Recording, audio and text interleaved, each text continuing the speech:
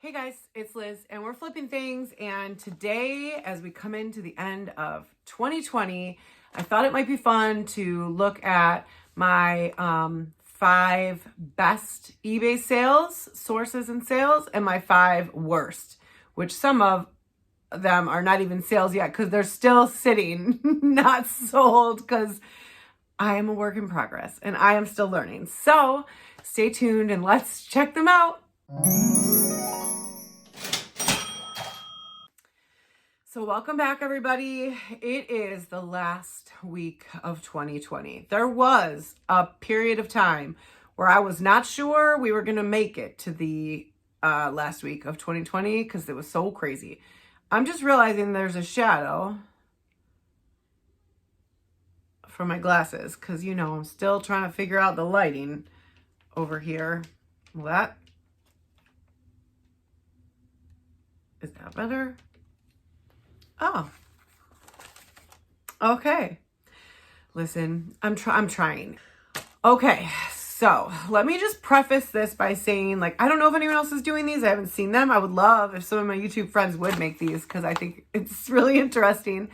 But I am a newbie. I am still learning eBay and Amazon. I have taken you all on the ride with me as I learn Amazon and eBay. One of the things I was most afraid of in the beginning was shipping, which turns out has been really not as bad as I expected. But sourcing, which I thought was going to be, I was going to be like a rock star at, that has been a learning process for me. I am not the best at sourcing. But each time I go out, I get a little better, right? I'm learning what to look for. I'm getting better every time. But I made some purchases in the first couple months of reselling that were not my best purchases, not the greatest things I've bought. So we're going to start with my top 5 losers in terms of things I bought to sell on eBay that either sold for nothing or a loss, or I still have not sold and may never sell the way things are going. It's quite possible. Okay, so in terms of the stuff I have bought that is not the best, let's start with what I believe was my dumbest purchase of 2020. And Trevor just ran into my lights. An accident. It was an accident. So, okay. I, before this year, have never garage saled in my life. It was a shining, fun point this summer. It was just to be out and actually seeing other people was awesome. And I found that I really love going garage sailing. I took the kids with me. They would Matthew, my 10-year-old, would actually negotiate with people. It was really fun. That being said, I don't like to pull out my phone and look things up on eBay when I'm at garage sales. I think it's kind of disrespectful. So I don't do it. I probably should, because if I did, I would have looked this item up. Instead, I got all googly eyed because it was still new in the cellophane. And I purchased this 1970s potter's wheel. Still new.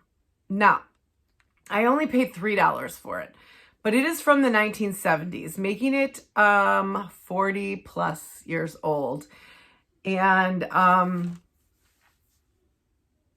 no, I should not have bought this. First off, if I went downstairs and got it, it is huge. So it doesn't fit properly in any of my containers that I keep all my inventory in, which is a big pain in the butt. Now, since I bought it, I've looked it up, and it turns out this item has been purchased a couple times on eBay, but it is specifically by YouTubers who like to do strange, weird unboxings. So if there's a YouTuber out there that is in need of this 1970s potter's wheel, I have it. Make me an offer. I'll accept, because I just want to get rid of this thing. But I've seen some of the unboxings, and it's one, obviously the clay is completely dry, right? Because it's 40 years old. But then they open some of the stuff and it's the paints are dried. The motor doesn't quite work. And there's like a smell when you actually cellophane some of these items. So maybe I should unbox it. Would that be fun? I'll do it with the kids and we can watch their horrified faces as I unbox this potter's wheel from the 1970s. Probably not a good idea. Anyhow, it's still sitting in my inventory. I purchased this on July 24th. I listed my first item on June 29th. That was the first item I ever listed on eBay. So this was about a month in to me listing items. Before this, I had really just been like sourcing my house, right? Like stuff we didn't use anymore or had never used. This is when I started going out on my own and sourcing. And people make mistakes. You make mistakes when you're sourcing. I make a lot of them. That's the facts. Let's go into the next one. This one's just like, I don't know. I've seen all the stuff about like the video games. I sell a lot of video games. I do really well with Wii games. But I went to this garage sale and I found this Madden Xbox One 2015. And I actually bought like a whole bunch of video games from this woman, some of which sold right away. But I got this Madden 2015 for $2.50. Again, I didn't look it up. And I listed it for $3.99, and that's high. It's probably less than that. I'm trying to like make a penny on it, right? Like I just don't want to lose money, but I think I might. I might lose money on this one. I just didn't look it up. I didn't know that Madden 2015 was worth basically nothing, but it is. So that is still sitting in my inventory. The answer to this one might be actually to go and find a whole bunch of, not a whole bunch, but I have several Xbox One games that have not sold and just lot them together and just try to get rid of them that way. That's probably the solution. But again, just a bad source. This one isn't like, none of these are like, I mean, I didn't find any unicorns. None of these are going to be like, and I made $1,000. No. That's not this video. I apologize. But I feel like I should share with you guys like the wins and the screw ups, and there's lots of screw ups. So number 3, my next one, this was when I was just starting out with retail arbitrage. And again, I love retail arbitrage. I do really well with it, especially on Amazon, but I am gated in things like toys. And these are, you can see here, there is like mini Marios and mini Luigis, and there's like Fire Mario, and then a whole bunch of Miss Piggies. And these went on clearance at Walmart for $1 each. So I bought like 10 of these. So I only spent $10, right? But this was in July. I figured that they would sell. And so far since July, I have sold 1 of the 10 that I bought. Now I sold it for $8, which means really I only need to make $2 more to be breaking even, and they don't take up much space, but not as popular as I thought they would be. I thought these were going to be like flying off the shelves because who doesn't love Miss Piggy? Who doesn't love Mario and Luigi? Well, buyers don't love them, apparently, for $8.99. I'm going to bring the price down eventually. I do have like bulk discounts on there. So like if you buy 2 or more, you get a discount of 10%. All right, this was another, not my best buy. I found this on Brickseek, and I purchased it at Lowe's. You can see it right here, okay? This is a Kichler 5-light chandelier, and I bought it on clearance at Lowe's for $30. I thought this was a great buy. It was not. I originally listed it at $86. I think right now I'm down to $79.99. The other issue with this is it's very big, bulky, and heavy. So you got to add shipping in there. And if I add shipping, if someone has to pay for shipping, well, now you're talking about over $100. Not actually that much of a discount off what they could just go buy it from Lowe's for. So this one may have been a mistake. Again, another like bulky item that takes up a lot of space. I bought this on August 18th. It has still not sold. It has a lot of views, and there's a few other ones on sale on eBay. So I might be sitting on this one for a while. So another sourcing mistake. I don't know why I paid $30 for this. I don't really know what I was thinking. in August at this moment, but I thought it was a good idea. I thought it was on clearance from like 99. So of course I was like, oh my God, right? $30. This is a bargain. It's probably on clearance for a reason and nobody actually wants it. But you know, the perfect buyer is out there. It just might take a year, which I don't like, but it is what it is. And my last, this is my last fail in my top 5 fails. And I'd like to mention, this could turn into one of my great sales when and if this sells. So far, not so good. So here it is here. It is a pair of Nike Air Force One Type N 354s. So I bought this pair of Nike Air Force Ones. I spent $49.99 at Burlington, which is very unlike me to spend that much money on shoes, but I had been doing really well reselling shoes, Nike specifically, at that time. $49.99. When I look them up on eBay, they're selling for a lot of money. A lot. I listed them. Of course, I didn't write that down on my notes for some reason, but I listed them, I think, for $117. It'll say right here. I know that they're selling for that. I think the issue with my pair is that they're actually a men's size 5.5, which isn't really men's. It's actually like youth or women's. And so I think what I maybe should consider doing is relisting these and pushing them as women's. Like, I think there's 2 sides. I'd look it up. I think 5.5 in men's would be a 7 or a 7.5 in women's, which is a lot more common. Or even listing them as youth. I don't know. I think that is where I made the mistake with these, is that there's no man out there that's going to spend over $100 on a pair of shoes. But there are kids that are looking for shoes like this, and there's probably ladies, and they're pretty cool shoes. So I listed these on August 17th. I said $50 into these, so that's for me big money. And I don't like to have that much money sitting out there in inventory. But if they sell at over $100 one, there's the eBay thing. They're doing a bunch of commercials about it right now. But if your shoes sell for over $100, you don't pay fees. Like there's no final listing fees and things like that, which is a pretty big deal. So I'm going to wait it out. I am going to adjust. I'm going to edit the listing and try to make it a little bit more focused in terms of the keywords on women's and kids sizes. So right now, this is an epic fail that I spent $50 on a pair of shoes that I cannot sell. But that being said, when they sell, and I believe they will at some point, when they sell, this might be could be one of my most profitable items. So I'll be super happy. I'll be super happy with that. All right, let's move into the wins. Now that you've seen all my fails, though that's not all my fails. I've got lots of fails. I mean, Lord, these are just some of the standouts that I'm trying. All right. So my first win, and again, these are not like, I'm not getting rich. These are not like, oh my God, look at, I just made $500 on this item. No, that's not really me yet. I'm learning.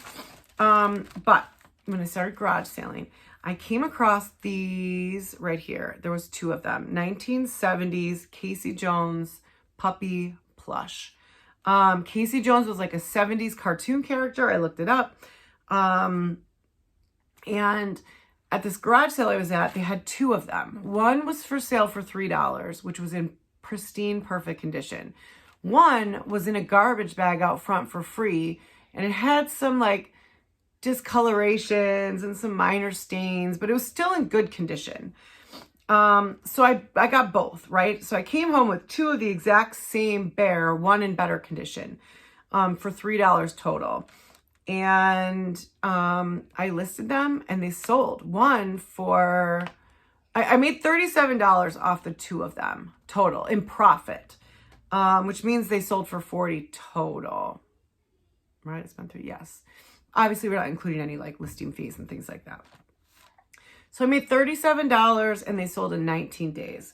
To pull something out of a garbage bag at a garage sale and a little plush that they thought was worth $3 and make that kind of profit, to me, was a big deal. I was really, really proud of myself because I recognized that this might be of value. And that's part of like learning to source, is just learning to recognize what's good and what's bad. And I'm getting there. I'm getting there. I'm not great at it, but I'm getting there. This next one is a Tron Legacy controller.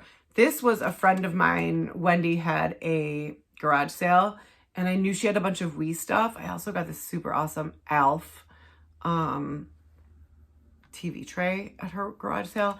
Anyways, I bought all the Wii stuff from her and I just averaged everything out. The games, the Wii, everything to $7 each in terms of what I paid total. So I paid $7 for this. It was still in the box. It was in beautiful condition. I listed it for $53 and it sold in 15 minutes for $53. And so maybe I actually listed it too low. There were none for sale when I listed it. There were some that had sold. I wasn't sure. I didn't even test it. I got positive feedback on it, so that's good. But this was a huge win for me to spend $7 on, and I think I spent $40 total on this whole lot of stuff from Wendy. But I made $53 in 20 minutes. That was awesome. That was so awesome. That was like a really good day for me because I sold that and a Wii and a bunch of Wii games, and it was crazy. If every day was like that. Oh my God. Up next, this is a wall cordless shaver thing. I got this from, Smaller Lots. It was in one of my Smaller Lots mystery boxes, and I'm really mad. Smaller Lots mystery boxes just went on sale yesterday for $100 and I missed it. And now they're sold out and I'm so upset. Anyways, I did really good with the mystery box that I got from Smaller Lots. So this was one of the many things that I've sold out of that box. And I averaged everything out. I spent $100 on that box, so everything averaged out to $10 a piece. And this sold for $70 in under an hour. This one, the box was actually not in perfect condition. There was a little tear, a little rip. So I was lower priced than most because it was not in perfect condition, but I made, I sold it for $70 and that was a great profit for me. And I was really happy with that Smaller Lots box. If you guys come across those, I recommend them. At least my one that I've gotten has been really great. Here's a pair of shoes that did do good. So this is a pair of Nike's women's Air Court sneakers, tennis shoes. I got these at Burlington. I paid $34.99 for them. I thought they were really cool. And I sold these for $79. I sold them in 6 days. I love the shoes. I did really well with a lot of shoes. Obviously not those ones I showed you a few minutes ago, but I sold a lot of shoes this summer. Buying them at Burlington and Marshall's and then reselling them on eBay. That's been really good for me. So in this case, this was a great, I doubled my money. I more than doubled my money and they sold in 6 days. So for me, that was super awesome. I was really happy with that. And my last thing, and this one was a hard one for me to sell. This was a Perry Ellis faux fur coat. It's from the 1980s. It was gorgeous. It is beautiful. It was given to me by a family member 20 years ago, and I treasured the coat, but the truth of the matter is that was 3 kids ago, and that coat doesn't fit me and is never going to fit me again. It was from Vegas. I know she wore it all over, like up and down the strip back in the days when in the 80s when everybody like dressed up to go down to the strip. And I just felt like it's sitting there in my closet for 20 years and there's someone out there that would like love and treasure this and wear it and rock it. So I listed it for sale. I sold it for $125 and it sold in 58 days. So I hated to see that go, but I also love to see that go because one, what's the point of having it sit in my closet and not be loved, right? So I was really happy. I was totally happy with the profit. Obviously I paid $0 because it was just something that I have kept all these years. So nothing huge. I know I love watching like the YouTube videos where people find like unicorns and they buy something for a couple bucks and they sell it for hundreds. That's not me yet, but it might happen. I'll probably make a whole video about it when it does because I'll be so excited. But I'm making my consistent small sales. It grows every month. It gets better every month. I'm getting better at sourcing. I'm trying not to make as many mistakes as I did in the beginning. I'm still not perfect, but what are you going to do? So let me know with you guys, did you have any were there any awesome sales that you had? Were there any where you're like, oh my God, why did I buy this? And if you're a YouTuber, make a video. Make a video. I don't know what we can hashtag it, like hashtag 2020 eBay top fives, or I don't know. I'm stupid. Anyways, have an awesome day.